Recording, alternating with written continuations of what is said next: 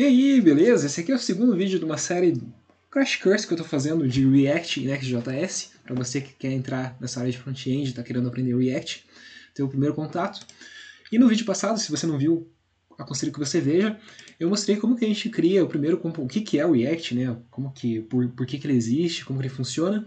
E a gente criou a nossa primeira página, né? Nosso primeiro projetinho, digamos assim, de React, que é essa página aqui de boas-vindas, está totalmente tosca e não estilizada, mas enfim. E aí eu expliquei que, por exemplo, toda a página do projeto de React é um componente. Então a gente fez nosso primeiro componente, que é esse componente home, que retorna essas informações aqui, ó, que a gente pode ver renderizada na página. Só que vamos dar uma aprofundada nessa questão dos componentes. E para isso eu quero mostrar uma coisa, que é o seguinte. Você já reparou que tem alguns elementos HTML, algumas tags HTML, por exemplo, essa H1, que você consegue colocar um texto entre elas, abrindo ela e fechando ela? E você já reparou que existem outras tags HTML, tipo, por exemplo, a input, que você não necessariamente precisa colocar um texto aqui dentro, né, que ela é self-closing, ela se fecha nela mesma? Bom, no React a gente tem como fazer essas duas situações também. Então vamos dar uma explorada primeiro nessa primeira situação aqui, de tags que você pode inserir um texto dentro dela. Então, a gente vai criar um componente que a gente vai poder inserir alguma coisa dentro desse componente. Quer ver só? Vamos fazer, deixa eu pegar aqui, vou deletar tudo isso aqui que eu fiz. E vamos fazer o seguinte, vamos fazer um to-do list aqui, que é um app bem manjado, mas aqui é bem legal para aprender algumas coisas, to-do list. Então aqui a gente tem o H1 com título, e aí a gente vai fazer o seguinte, a gente vai ter aqui uma unordered list, que é uma lista não ordenada, que vai ter alguns itens. Então vai ter um item aqui, por exemplo, vamos fazer aqui um to-do list de... Vamos pegar aqui passos para aprender React. Vamos lá, passos para aprender React. Vou fazer uma coisa bem meta aqui. Então, entender componentes. A gente tem o segundo passo aqui, entender estado. Aqui a gente tem outro que é bem importante, entender efeitos colaterais. E acho que a base é isso aqui. Então vamos ver isso aqui na tela. Então tá aqui, né? Aqui está o nosso componentezinho aqui da página inicial, página index, que é uma to-do aqui, uns passos para a gente aprender o React. Tá, digamos então que eu quisesse criar um componente que abstraísse tudo isso aqui, ó, que pegasse tudo isso aqui, deixasse em outro lugar, e eu pudesse só importar esse componente aqui dentro. Eu poderia fazer isso? Poderia. Então como que eu posso fazer isso? Eu posso vir aqui na pasta do meu projeto, criar uma nova pasta, que eu vou dar o nome de src, de source, né, que é relacionado ao código. Posso criar uma pasta aqui dentro e eu vou criar uma pasta components, para organizar melhor meu código. Dentro dessa pasta components, eu vou criar aqui, por exemplo, list, um componente chamado lista. E aí aqui dentro eu vou criar um index.js, né, só para fazer um padrãozinho aqui. E beleza, agora a gente pode criar então uma função JavaScript aqui que vai retornar o HTML, que é justamente a mesma lógica que a gente está utilizando aqui, e vai ser o nosso primeiro componente. Então eu poderia vir aqui import react from react e assim por diante, mas eu tenho uma coisa que agiliza aqui minha vida, que é esse snippet aqui, que é essa extensão, quer dizer, deixa eu ver, essa aqui, ó, S7 React Redux, que é desenvolvido por esse DS Niger aqui, sei lá o que.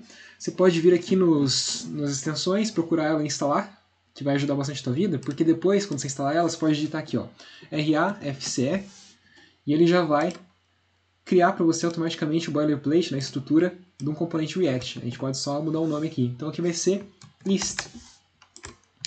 E aí, é o seguinte, aqui a gente tem os componentes de lista, e agora eu poderia pegar essa lista que eu tenho aqui, ó, vou dar um Ctrl X, vou recortá-la daqui, e vou jogar aqui, ó, exatamente onde tem essa div.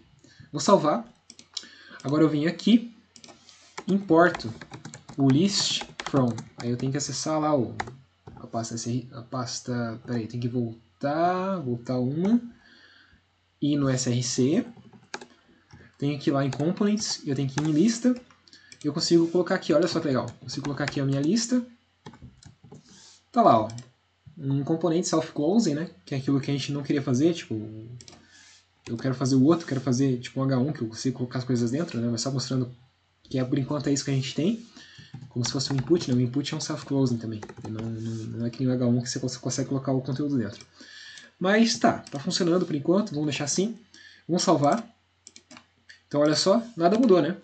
Então a gente jogou essa lista de coisas para cá, ó, num componente separado. Como que eu poderia então... só uma coisa, essa parte de componentização é bem legal, porque eu posso pegar agora, ó, de repente, essa lista aqui, se eu quiser, copiá-las várias vezes aqui, ó. Então com poucas linhas de código, olha o que eu consigo obter aqui na minha tela. Um monte de coisa, né? E aí se eu quisesse, obviamente isso aqui não faz sentido nenhum, eu teria a mesma lista repetida várias vezes, mas se eu, por exemplo, quisesse fazer um menu, se eu quisesse fazer, por exemplo... Não, vou fazer uma coisa mais prática aqui. Vamos criar um componente aqui que vai ser... title... Project description, pode ser, uma coisa assim. Só pra gente mostrar isso aqui funcionando na prática. Index.js, RAFC, project description. Vou salvar. Aí eu pego aqui, ó, esse H1, vou dar um Ctrl X. Vou jogar aqui dentro dessa div. Aí eu venho aqui, salvo, venho aqui, coloco um H2, escrevo aqui, demonstrando o poder da componentização do React, uma coisa assim. Aí eu venho aqui, só importo o project description, olha, já importou automaticamente para mim. Vou fechar aqui. Então tá lá, ó, demonstrando o poder da componentização do React. Eu já coloquei aqui, já vou tirar uma dessas listas, essas listas estão desnecessárias aqui, beleza. Então assim a gente consegue componentizar o projeto. Mas nossa intenção não é essa, né? Nossa intenção é fazer um componente que é tipo como se fosse uma tag H1 que a gente consegue colocar coisas dentro. Então beleza, vamos fazer isso. A gente vem aqui no nosso componente list, ó, deixa eu acessar ele aqui. O que eu vou fazer? O nosso componente ele pode receber propriedades.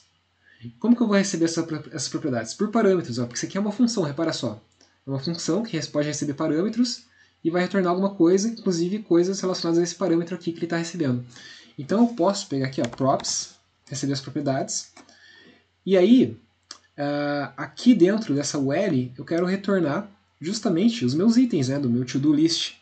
Então eu quero que isso eu possa inserir dentro como se fosse uma tag HTML, um H1 da vida, né? Então deixa eu dar um Ctrl X aqui e tirar fora. E aí, para conseguir colocar essas propriedades dinamicamente aqui no meio, no sanduíche, né, dessas duas tags, eu posso abrir colchetes, não, é parênteses, eu não lembro o nome disso aqui, vou chamar de bigodinhos, que nem o Mauro Souto, Deve Soltinho fala.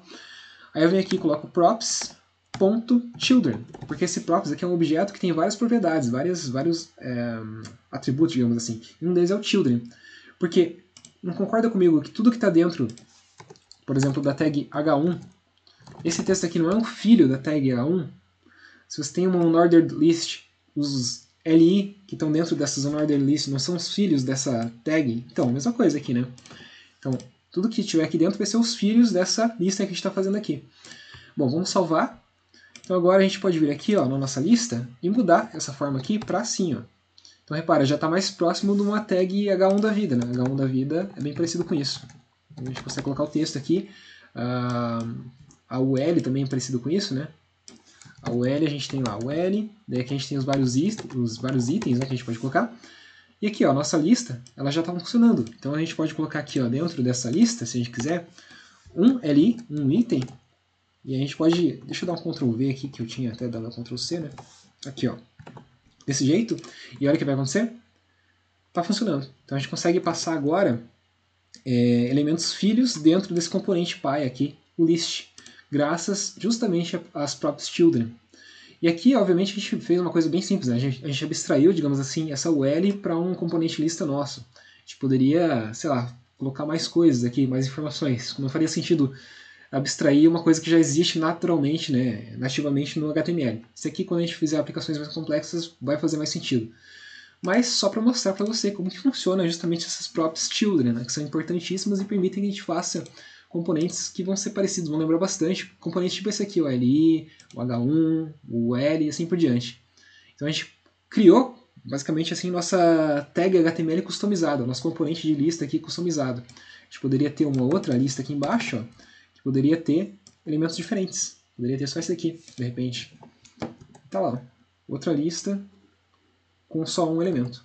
E assim a gente consegue tirar proveito das props do children, né, dos nossos componentes.